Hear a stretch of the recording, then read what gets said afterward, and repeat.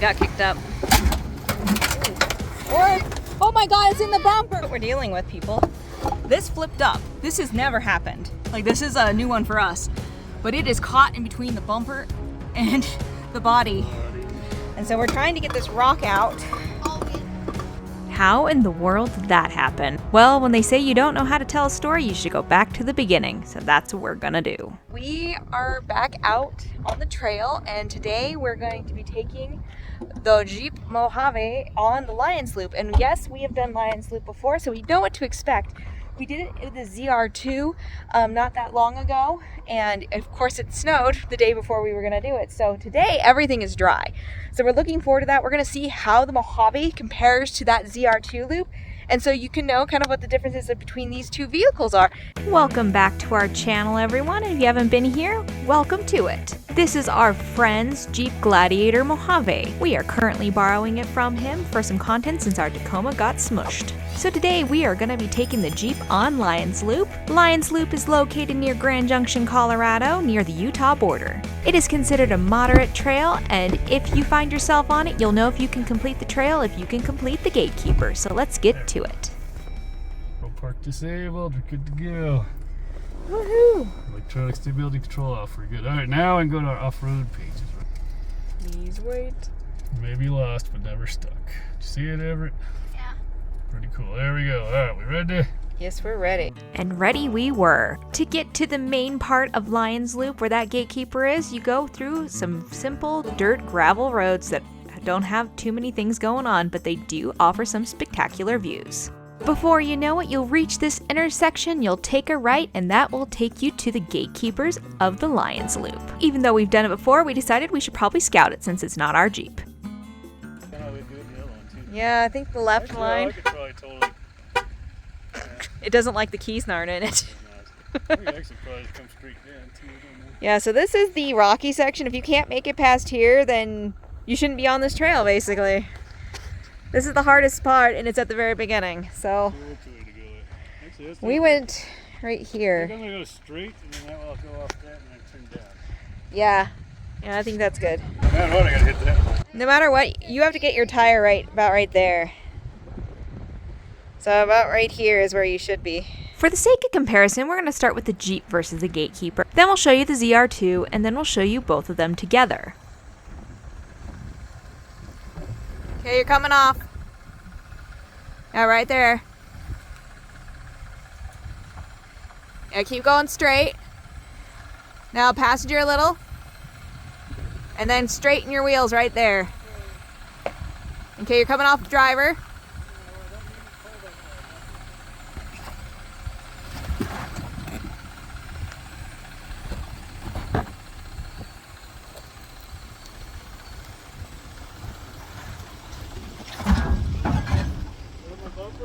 That was the hitch scraper. Now let's see the ZR2.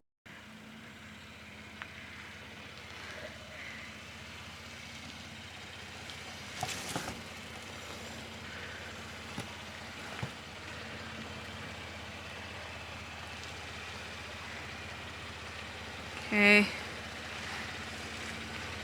All right, there's good. Okay.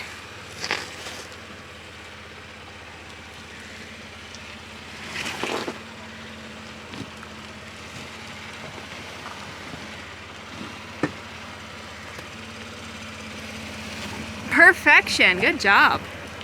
Now let's put them both side by side. As you can see here, we are trying to take similar lines in both the ZR2 and the Jeep. Now there are a few more rocks for the ZR2 to tackle, which are actually pretty loose. Due to rainfall and other things, the rocks have moved since the ZR2 took this trail. However, those rocks are not helping out the ZR2 very much just because its tires were caked in mud since it was snowy. As you can see here, the Jeep got pretty close on that big rock, but the ZR2 had a little bit more clearance due to the shorter wheelbase. Now you might say that the rocks were helping out the ZR2, but keep in mind that the Jeep comes standard with 33s in the Mojave package. Chevy only has a 30.6-inch tire. So who do you think did it better? Comment down below. Okay. After completing the Gatekeeper, you'll get to drive down this scenic shelf road. It will have some mild rocky obstacles, but nothing like you faced up at the Gatekeeper.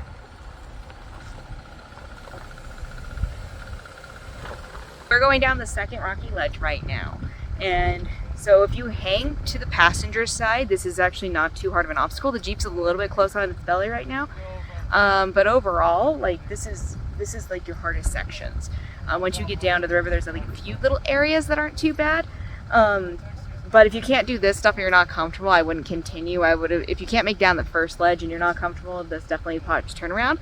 But we're gonna watch the Jeep some more. I'm good right here.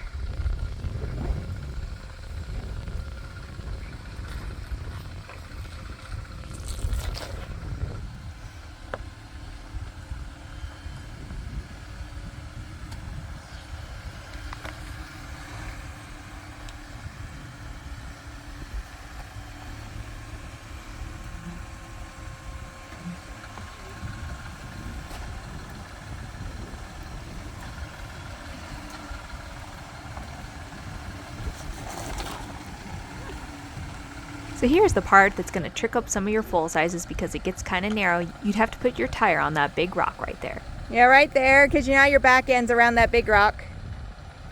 So it keeps going straight. And right there is perfect. Yes. You're perfect right there.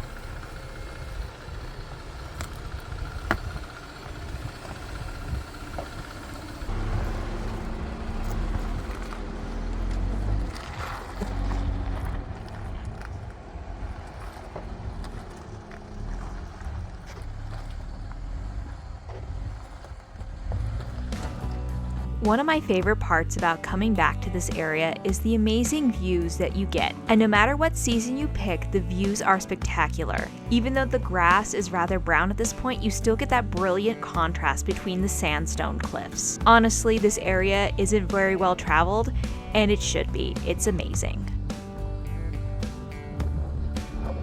You'll continue driving down the Shelf Road for quite a ways and getting closer to the river as you do so. But before you know it, you'll finally be at that next major obstacle, which is really just an easier set of steps.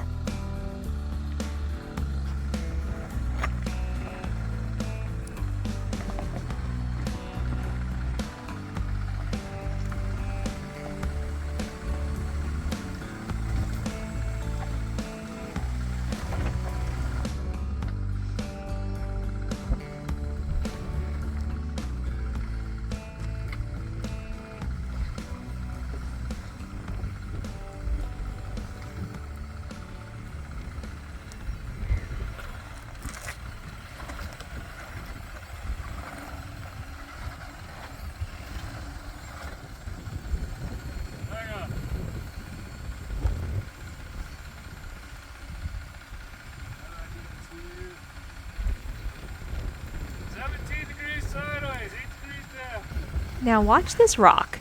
See what the Jeep's tire just did there? That might be important information for later in this episode. Now this section ranges in difficulty depending on where the rocks have moved throughout the season. You'll want to be mindful of where you place your tires since those rocks are constantly moving.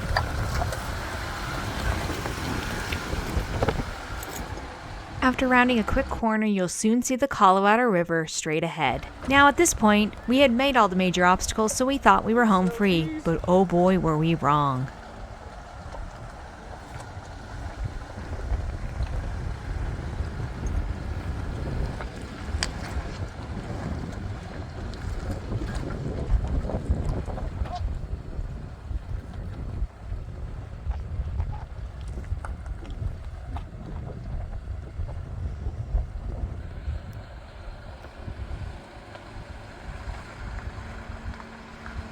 As you can see here, this rocky ledge is nothing compared to the Gatekeeper or any of the other ledges from before, so this shouldn't cause the Jeep any issues.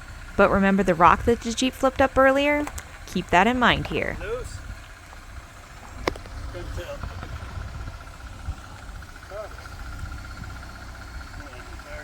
So we're going to pause here for just 1 second. Look at the very front passenger side of the Jeep. There's a big flat rock. Now this doesn't look like it should cause any issues, but let's continue. I think so.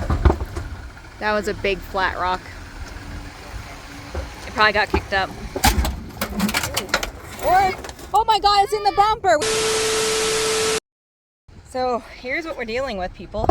This flipped up. This has never happened. Like, this is a new one for us, but it is caught in between the bumper and the body. And so we're trying to get this rock out. I believe that just happened. It's still stuck. Okay, I guess a little bit more.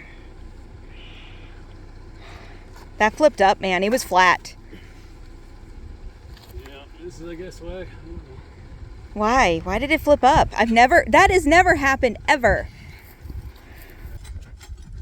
That ain't very strong. One time I'm gonna bring my real bumper. My real shovel. Going a little. Oh. A few moments later. Yes. What if we put some of those little rocks underneath the tire to keep the Jeep up and the rock will move back? Thought about that, but no.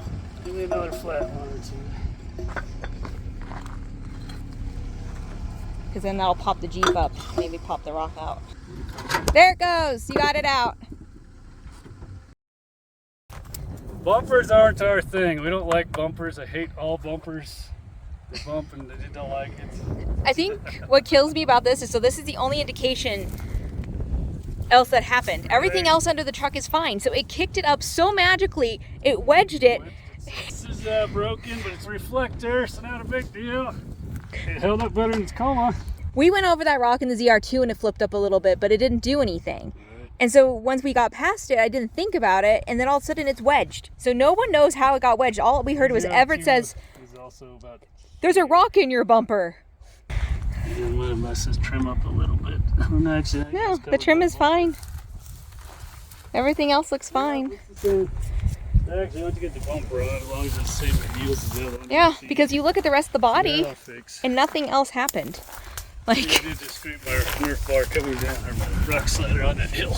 right? It was just sand. But the front is It fine. might have been the frame. So the back tire kicked it up in such a way, because Mojave apparently has so It kicked up in the middle. much power. It had these amazing rock rails save me. Apparently, we are not bumper people, are we? Do you want to put your comments down below of how you think it happened? Because we'd like to have some theories. Reach the end of the trail. There's a couple little hikes that you can take. That one will lead you to a river, one will lead you to a piece of equipment, and then there's another one that'll lead you to another river viewpoint. The other river viewpoint, you can reach four-wheel drive if you want to. It's called Mack Ridge. But it's a good way to get out and stretch your legs, and apparently for us, mourn our rear bumper. Because apparently we're going to be spending money on bumpers. That's just the way we're rolling right now. Once you've finished all the fabulous hiking that you planned on doing, you will get back in your vehicle and go back in the opposite direction that you just came. Here is one of the optional hill climbs that you can do. We did this in the ZR2 when it was wet, and so obviously since it's dry, it was pretty easy for the Jeep.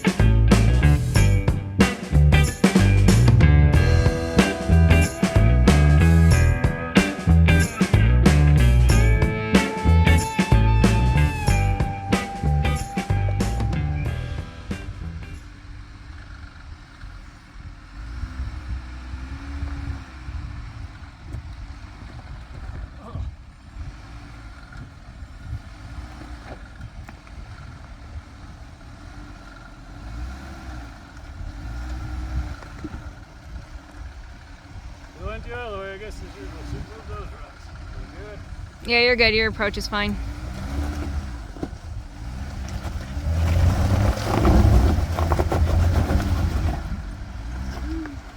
Oh, lock.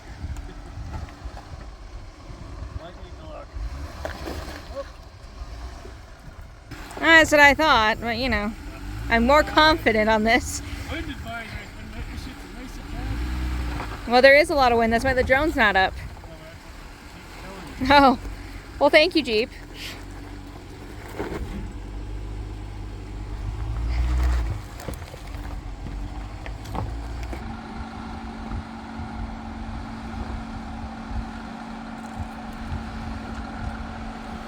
Come.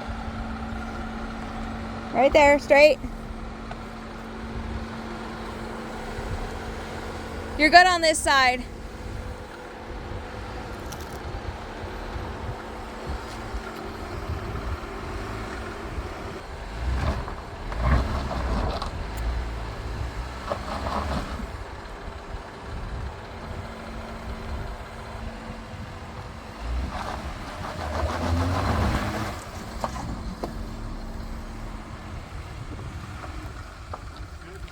Yeah, you're gonna start climbing another rock.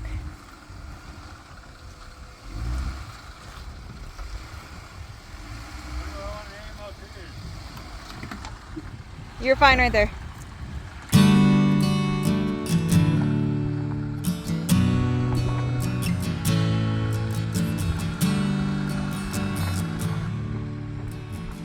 As we travel back up the trail, we're reminded that with each twist and turn, the journey unveils new vistas that bring experiences we will never forget.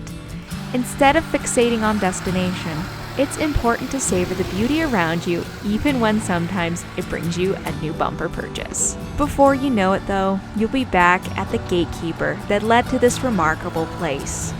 Will the Gladiator make the climb? Well, let's go and find out.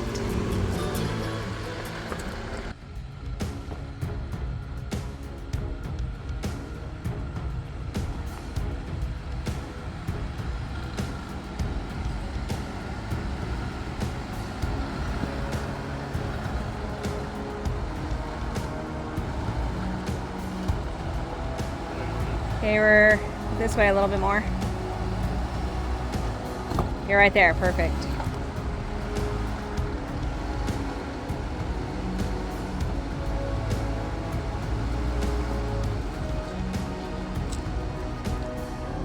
Up right there.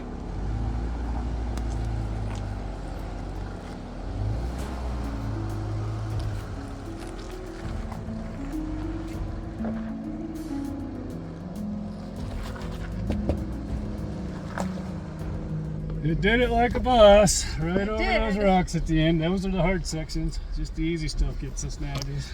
Well, you can't expect a giant flat rock to suddenly just wedge itself into your bumper. Cannot. That is a first. It is a first for me. I've never thought we'd ever be in the situation where it would just be like, I wedged myself. All right, we'll take it out of that. But apparently it did. So that's it for Lions Loop today. So That's all the day we'll do on these games. If you want to see how we ripped off our Tacoma bumper, you should click on the suggested video. We hope to see you out in the trail soon. Bye for now.